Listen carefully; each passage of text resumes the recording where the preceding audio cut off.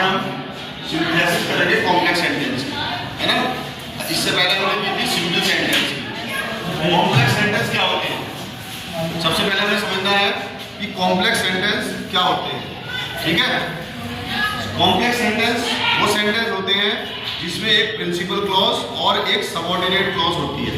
ध्यान रखना, इन वाक्यों में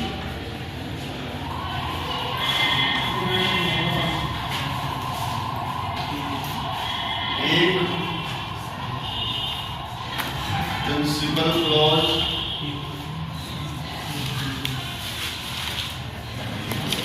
और एक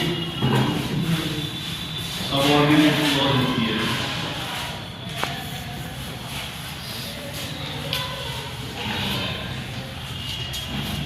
ठीक है। प्रिंसिपल क्लॉज और सबऑर्डिनेट क्लॉज क्या होती है? जब हम कोई वाक्य पढ़ते हैं तो उसका कोई एक भाग ऐसा होता है जो मेन पार्ट होता है, ठीक है, और एक भाग ऐसा होता है जो उस पर आश्रित होता है। तो जो मेन भाग होता है उसको हम प्रिंसिपल क्लॉज बोलते हैं, और जो भाग उस पर आश्रित होता है उसको हम सबऑर्डिनेट क्लॉज बोलते हैं। इतना क्लियर हो गया? प्रिंसिपल का मतलब है ना मुख्य, एंड सबऑर्डिनेट का मतलब आश्रित भाग होना, ठीक है। इस तरह के वाक्य को हम कॉम्प्लेक्स सेंटेंस बोलते हैं, ठीक है। इसका एक एग्जाम्पल लेंगे, जैसे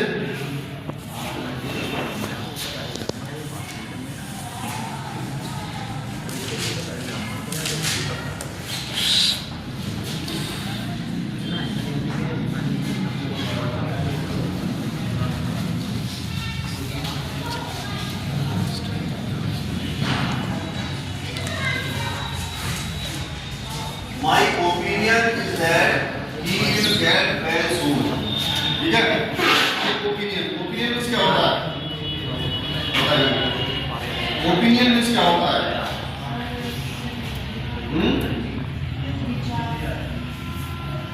ओपिनियन मीन्स मेरे जो दृष्टिकोण है मेरा, है ना, या विचार।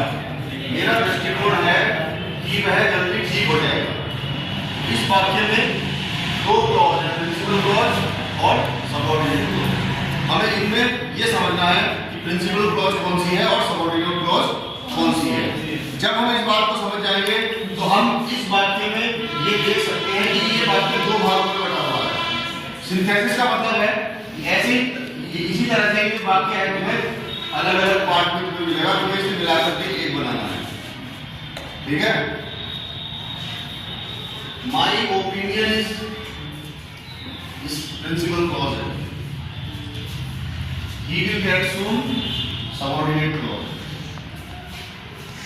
यानी मेरा विचार है, ये एक मुख्य भाग है। ये जो भाग है ये इस पर आश्रित है। इसी तरह से जैसे तुमने वाले सेंटेंस पढ़े थे, डायरेक्ट इनडायरेक्ट वाले, द टीचर सेड दैट, पढ़े थे? The earth is round. The teacher said that the earth is round। Teacher ने कहा, क्या कहा? धरती गोल है, पृथ्वी गोल है। The teacher said, ये हो गया प्रिंसिपल क्लॉज, और the earth is round यानी ये हो गया सबऑर्डिनेट क्लॉज। और ये बीच में that क्या है? कंजंक्शन। इसको बोलते हैं हम कंजंक्शन, यानी जो दो वाक्यों को जोड़ता है उसको हम कंजंक्शन बोलते हैं, है ना। दो वाक्यों को या दो शब्दों को जोड़ने वाले शब्द को हम कंजंक्शन बोलते हैं। तो ये दो सेंटेंस अलग अलग हैं, है ना, इनको हमने दैट से जोड़ा तो ये बन गया सिंथेसिस। लेकिन जब हम सिंथेसिस करेंगे हमें ये सेंटेंस अलग अलग मिलेंगे, हमें इनको मिलाकर के एक बनाना है। इसमें मेन बात समझने की है प्रिंसिपल क्लॉज और सबऑर्डिनेट क्लॉज। समझ में आई बात? Following sentences into one complex sentence, combine यानी मिलाकर बनाना। इन सेंटेंस को मिलाकर एक कॉम्प्लेक्स सेंटेंस बनाओ। अब आपको दो या तीन अलग अलग सेंटेंस दिए होंगे और उनको मिलाकर के एक कॉम्प्लेक्स सेंटेंस बनाना है, ठीक है। अभी तक हमने सिंपल सेंटेंस बनाएंगे। पहला सेंटेंस लेंगे,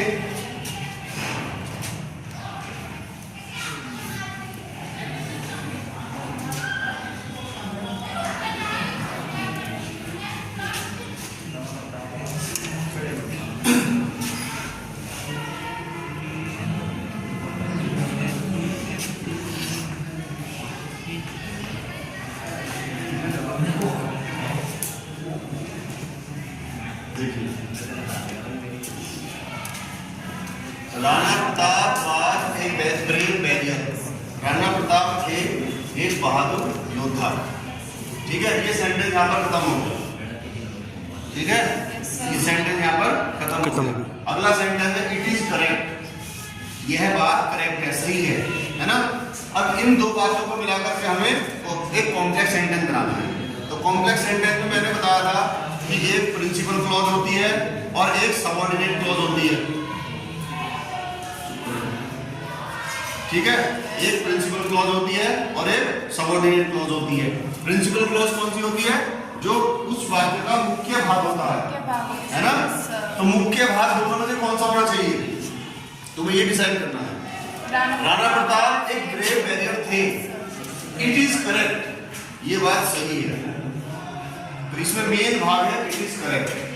ये प्रिंसिपल क्लॉज है, इसको शुरू में रखेंगे। इट इज करेक्ट दैट, यानी यह बात सही है कि, दैट का नीचे हो गया कि। अब इसके आगे हम कुछ भी जोड़ सकते हैं, इसलिए मुख्य भाग है। कभी कभी हम अपने कोई स्टेटमेंट देते हैं कि ये बात सही है कि, और उसके बाद कोई भी बात उससे जोड़ सकते हैं। तो हमें यहाँ पे जोड़ना है ये वाला statement, that Rana Pratap was a brave warrior. Clear? कोई दिक्कत? Number 2, Bharat will pass the exam.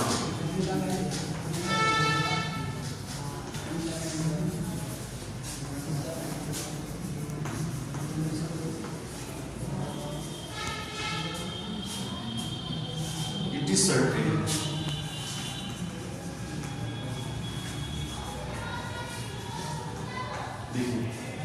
Bharat will pass the exam. It is certain. This question is also similar to the that. ठीक है, ये क्वेश्चन भी इसी की तरह क्वेश्चन है। थोड़ा दिमाग लगाएंगे कैसा बनेगा बताएंगे। भारत परीक्षा को पास करेगा। It is certain, certain means होता है निश्चित, यह बात निश्चित है। तो इसमें मुख्य बात क्या होगा? इट इज सर्टेन दैट, है ना। आ रही है कुछ? इट इज सर्टेन दैट, और इस सबऑर्डिनेट क्लॉज को इससे जोड़ देंगे, Bharat will pass the exam. Clear?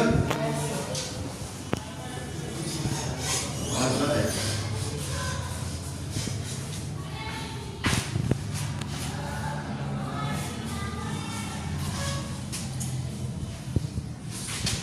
इसी की तरह का है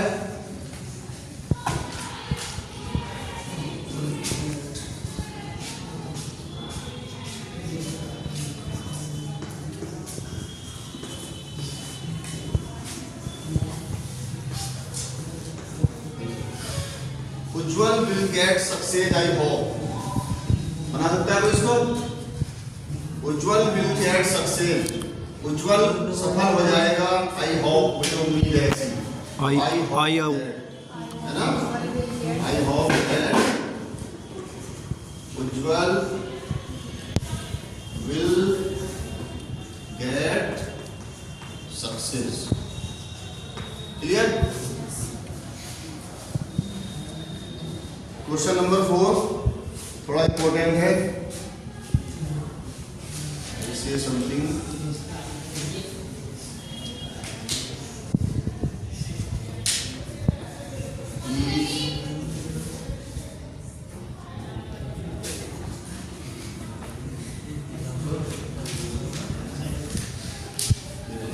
ये सेंटेंस थोड़ा सा इन तीनों सेंटेंस से अलग है।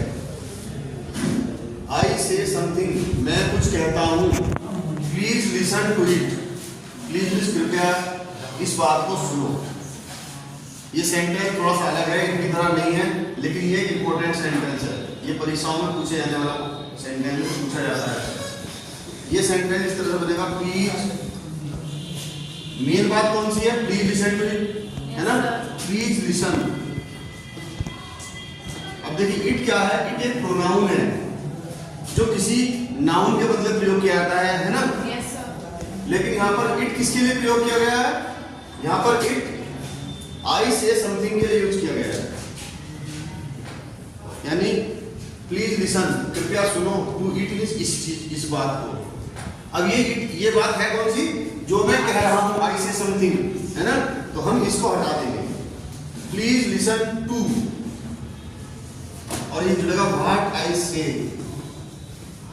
व्हाट आई से, यानी कृपया सुनो जो मैं कहता हूं, व्हाट आई से। इसको याद कर लीजिए, ये इंपॉर्टेंट सेंटेंस है, ठीक है। Please listen to what I से।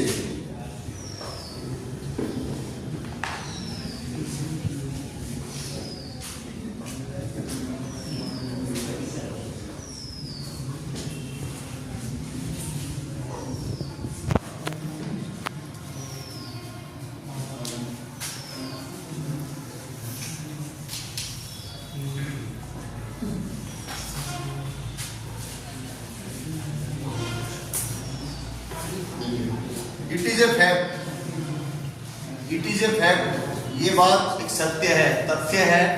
The earth moves round the sun, और अर्थ मींस धरती, मूव्स मींस घूमती है, राउंड द सन सूर्य के चारों ओर, है ना। बहुत ही इजी है। It is a fact that, it is a fact, और दैट से जोड़ देंगे, that the earth moves round the, समझाया, अर्थ मूव्स।